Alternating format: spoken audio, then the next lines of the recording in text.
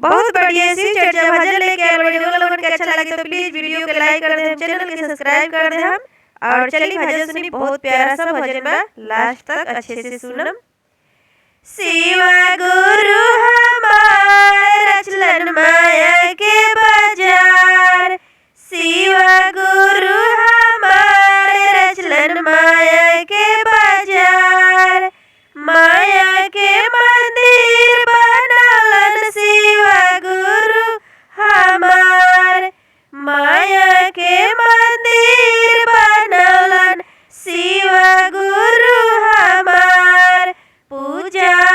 करेला संसार रचलन माया के बाजार, पूजा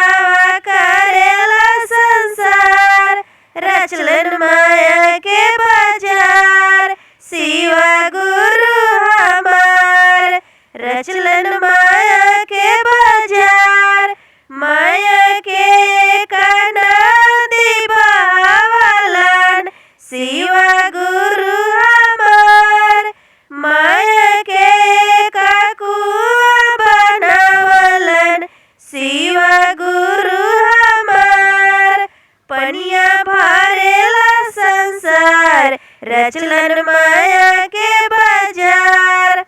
पनिया भरेला संसार रचलन माया के बाजार, शिवा गुरु हमार रचलन माया के बाजार, मनवा में लागल बालल सपिया कहियो कराई चर्चा पिया, मनवा में लागल बालल सपिया कहियो कराई चर्चा पिया,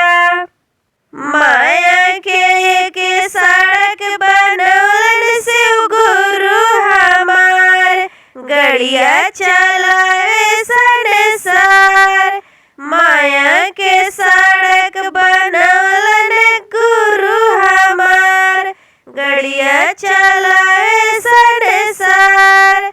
रचलन माया के बाजार, शिवा गुरु हमार रचलन माया